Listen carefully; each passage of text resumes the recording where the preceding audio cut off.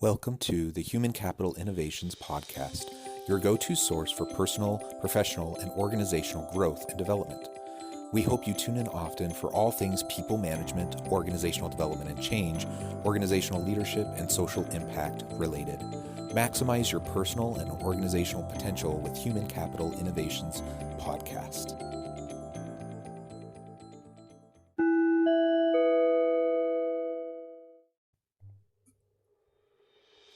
Welcome to the Human Capital Innovations Podcast. In this HCI podcast episode, HCI Research Associates Dr. Jessica Pauly, Dr. Maria Blevins, and Dr. Leandra Hernandez discuss the reality and safety of taking vacations during COVID-19, focusing on a communication theory by the name of uncertainty reduction theory. Considerations for the workplace, employees, and employers are offered.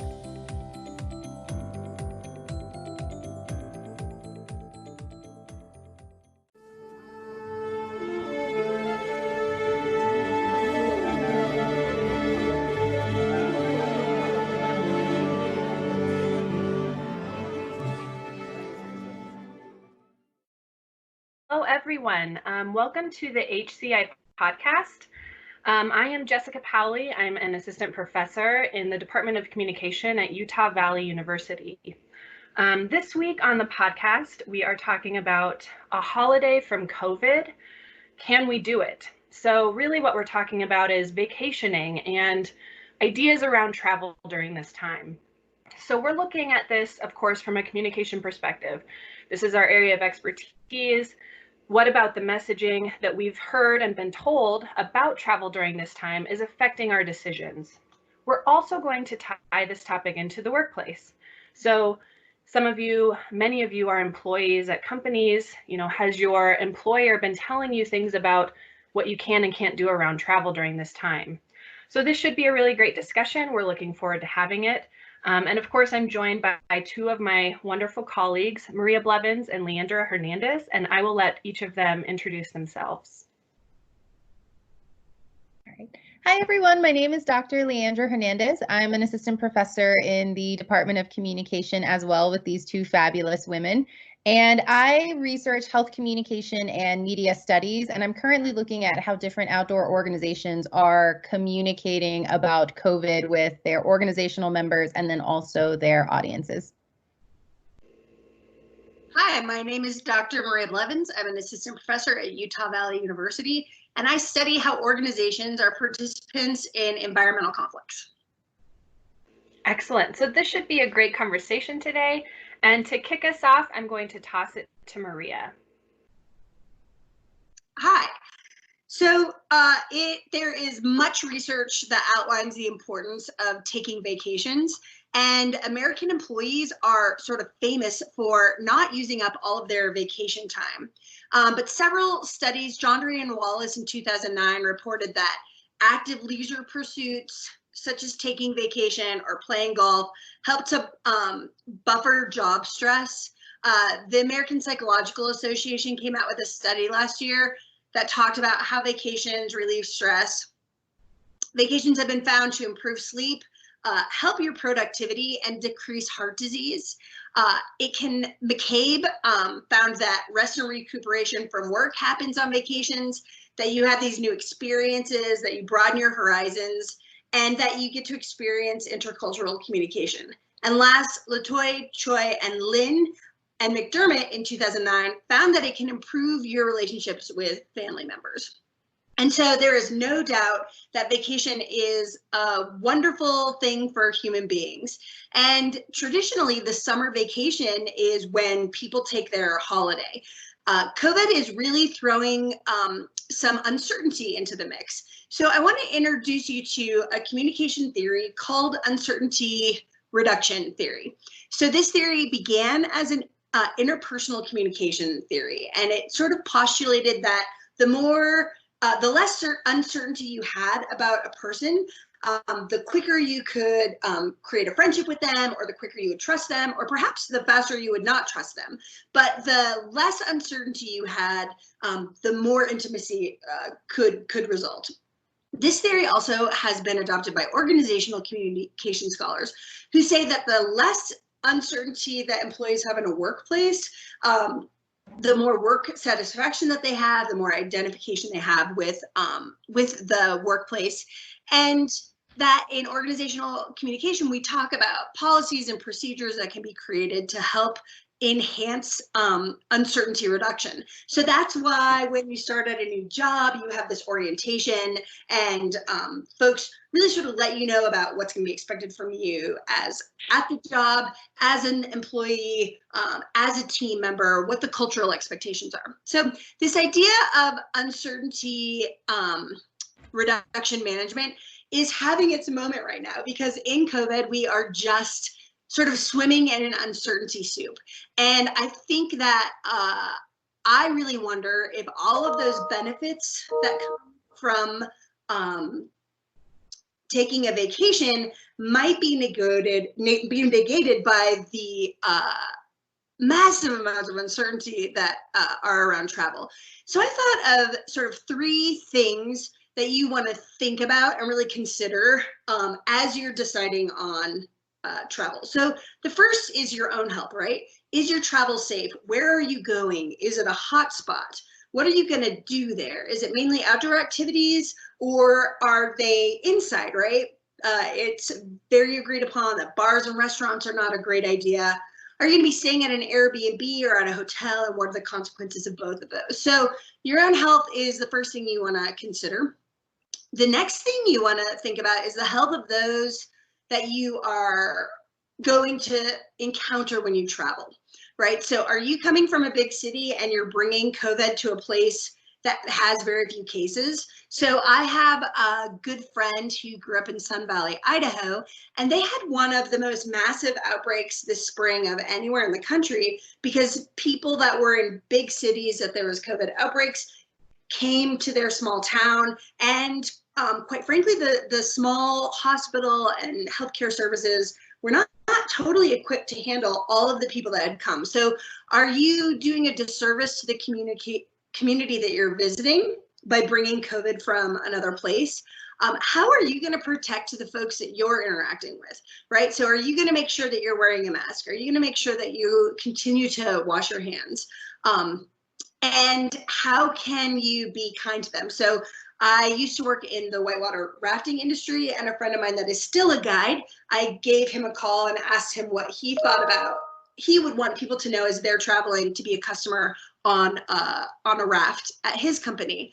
And he said, you know, I just hope people remember that I'm having as much uncertainty as they are. So I'm not only worried about the things I'm always worried about as a raft guide, your safety, having a great time, good lines, being entertaining. I'm also thinking about how do I keep these folks safe, and am I safe, right? And they're operating under all of these new rules and regulations. So be thinking about the folks that are working at the places that you're going, and are you being kind to them? And then the last thing you want to think about is the health of your coworkers when you get back. So we know of states like Hawaii, right, that have a 2-week quarantine. And it has been in the news that people are being arrested, right, if they get caught snorkeling and they're still supposed to be in their 2-week quarantine. So when you get back from your vacation, is your workplace willing to let you work from home so you can quarantine yourself after your holiday, right? How is it going to impact the people in your office that you're going to go back and be in close contact with? So I would ask this question to organizations. Have you created a clear vacation policy around COVID? Are you going to maybe ask people to do staycations where they don't travel so much? Or are you going to ask people to maybe rent a cabin or go camping instead of going to a different location? And then how flexible are organizations willing to be when folks get back for their holiday? So again, we're just talking about these massive uncertainties that individuals that are going on vacation, individuals that are going to be working at the vacation destination, and the organizations that you work at. Are you protecting your coworkers, and what does that look like? Yeah. Maria, those points were so spot on, and all of the comments you were making about traveling and impacts on local infrastructures reminded me of how several local and national organizations in the climbing and the outdoor world were making the same exact points as early as March, right? So for those of you who don't know, I am an outdoor enthusiast as well, and I'm also very much into climbing. And I remembered seeing several articles roll out that encouraged people to not go to smaller towns like Bishop or Moab specifically for those reasons, right? Because when you have smaller infrastructure, smaller hospitals, and then if individuals weren't taking the proper precautions and then they were traveling, that's when we start seeing the outbreaks roll out, right? So, and also uncertainty soup might be the best thing I've ever heard. So, I've also been thinking about this too in the context within the airline organizations, and then also the healthcare providers who are kind of working alongside airline providers and news outlets and everyone else to help individuals make decisions about whether or not they should be traveling, right? So there are several valuable resources on the CDC website, for example, to assist both airlines and travelers with best flying practices in the age of COVID. So CDC talks a little bit about both pre and post-flight measures, including but not limited to hand washing, PPE or personal protective equipment, personal distancing to the extent that you can, and then also the importance of constant disinfecting. But what's interesting here is the way in which guidelines and the framing of these guidelines are reaching consumers and news readers, right? So health communication research talks a lot about the ways in which individuals engage in health information seeking online, but that depends on a lot of different factors, including but not limited to your own kind of predisposition to take some level of agency to research this, right? It also presupposes that individuals even know where to look online for health information. And then we also need to be mindful of health literacy and how individuals are able to actually make sense of what they're reading online. So one article from the CNBC, for example, said in early May that responsibility for airline and airport COVID precautions is a game of, quote, hot potato, end quote. And I thought that was the perfect way to describe it because it really does highlight how the mandates and the suggestions are kind of jumping back and forth from everyone, right? Who makes the decisions? Is it the CDC? Is it the NIH? Is it the World Health Organization? Is it the airport or the airlines themselves? And then also, how does that impact the individuals in the airport who are providing services to flyers? So this really does allude to the fact that the authority over these regulations and the responsibility for implementing them is a bit unclear, particularly when we're thinking about the role of the mask, which was the topic of our last episode.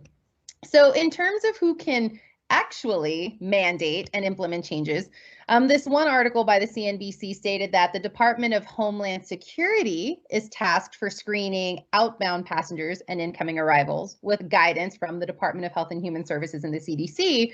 But CDC spokesperson Burt Kelly has said that the CDC does not carry out enforcement, but only make recommendations in the interest of public health. So this really reminds me of what happened with the Zika virus a few years ago, right? I mean, of course, they are different in so many ways, but we can see the impact of this on airlines and traveling being very similar. So I've done research in the past on how the CDC and the NIH and the WHO were trying to figure out across the board how to make sense of Zika, how to make sense of who it was impacting, particularly for pregnant women or women who were hoping to conceive in the near future. And, we talked a little bit about the CDC and their website. The World Health Organization's air travel advice website also has information, but explicitly talks about how pregnant women, individuals traveling with newborns, and those with pre-existing medical conditions should consult with physicians.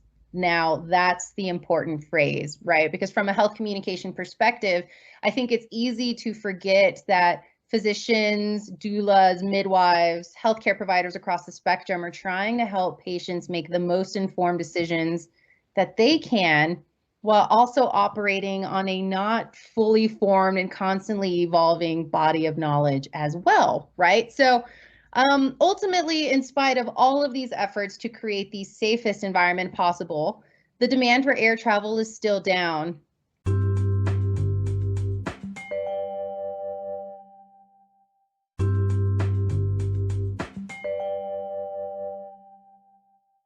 And a CNBC article by Leslie Josephs detailed some of these changes in processes that will be around for the foreseeable future. So clear plastic bags, reducing of touch points throughout the check-in and security process, required face masks for TSA officers, sneeze guards, and so much more. And again, I hesitate to use the term the new normal, but it really does look like these processes are going to become the new standards for the foreseeable future, especially as airlines and all of our other sorts of governing bodies are trying to make sense of how to handle this. And Jessica's going to do a fantastic job now tying everything together with several really good case studies that I think hit on what Maria and I have just discussed. Definitely. So thank you both for that. I recently reached out to two friends of mine. I want to start with this.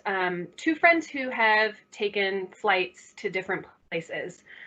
And I share this first because then I'm going to share my own experience as I'm planning some travel this summer, which I'm still very uncertain about. So my first friend, in March, she flew from Saudi Arabia to the United States. I should mention that while she was doing work in Saudi Arabia, she did contract the coronavirus and she had a mild case. So she recovered. 3 days later, she was on a flight to return to the US. She was told that she was immune, so she was not so concerned about her own health, but she was concerned about carrying the coronavirus to somebody else. So she was taking major precautions in that regard. She did mention that on her flight from Saudi Arabia to the United States, all of the airline officials were wearing masks. A lot of the other passengers were wearing masks. She felt fairly safe.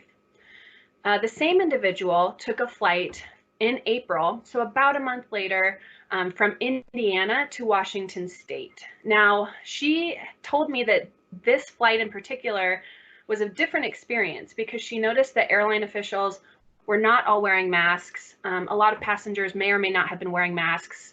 Police officers at the airports not wearing masks. Really interesting. She did mention that on her flight back from Washington State, she did see more mask wearing. Okay, so that's one friend. Another friend took a flight in May from Colorado to Alaska. This was a 6-hour flight. She was flying alone as an adult, but with her baby and her toddler.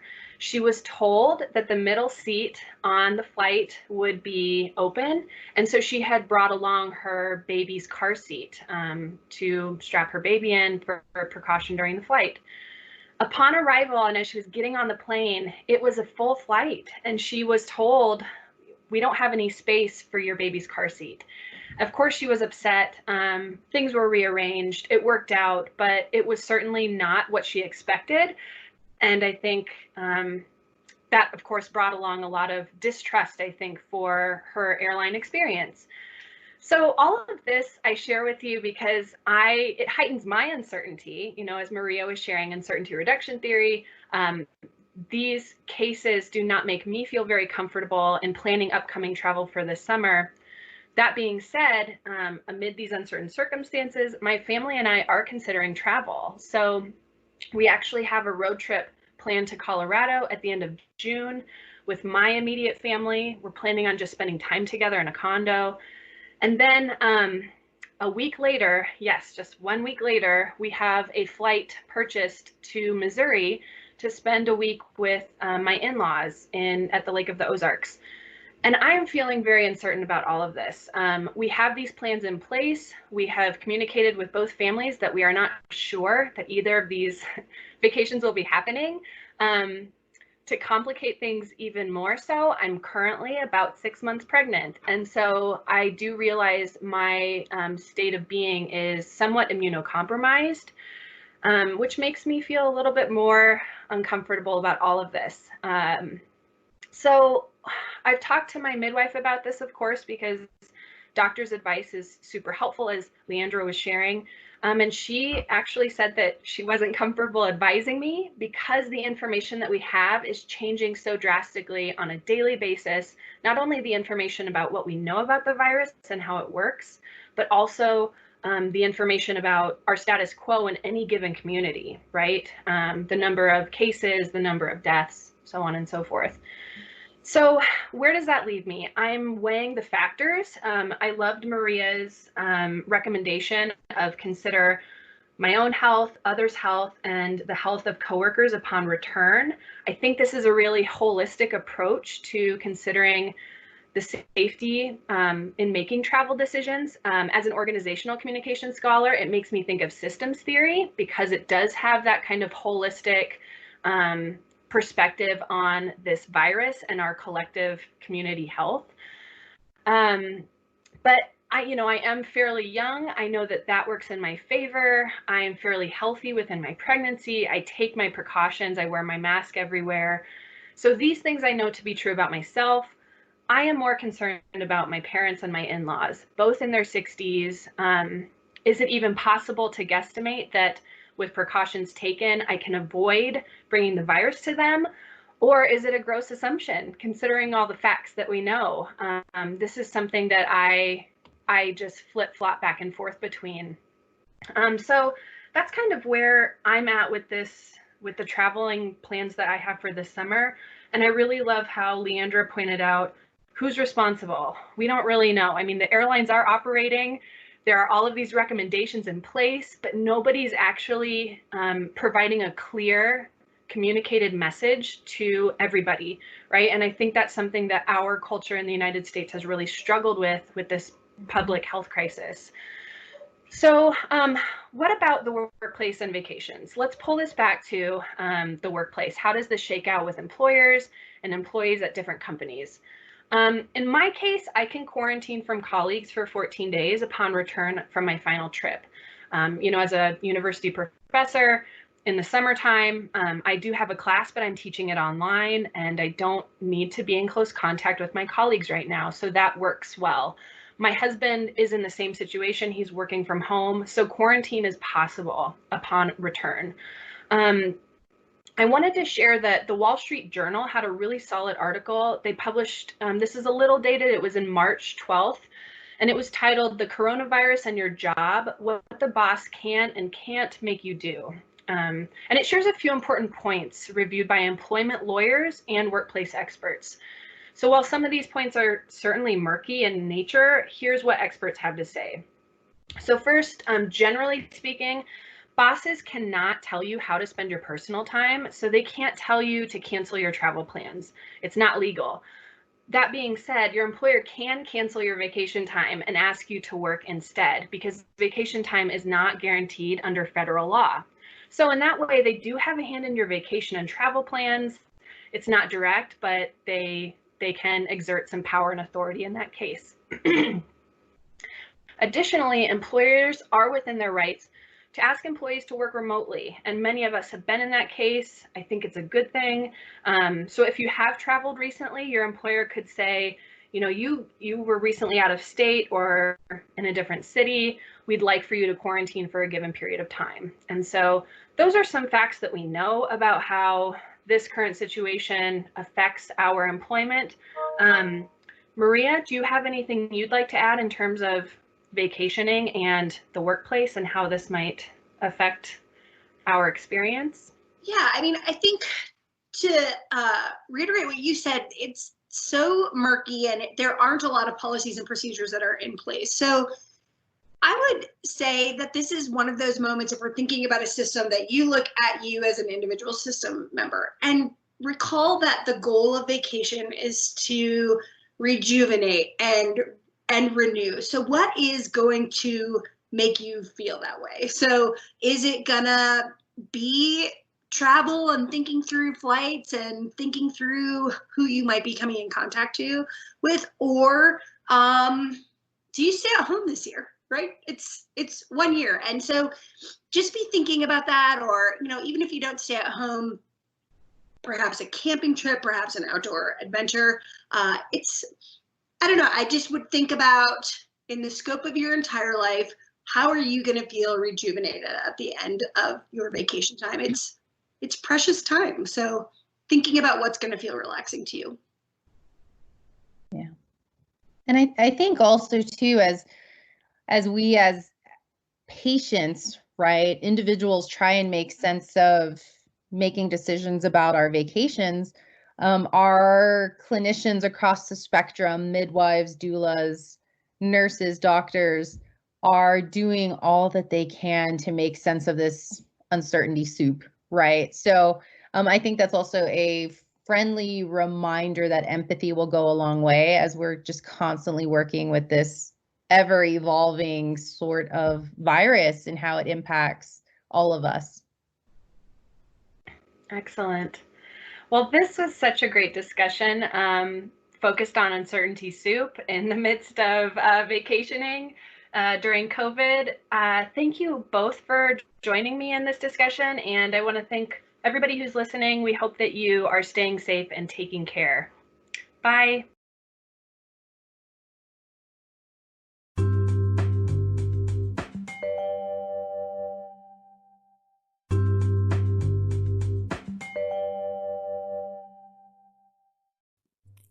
Thanks again for joining us for this episode of the Human Capital Innovations Podcast. I hope you stay healthy and safe and that you have a great week.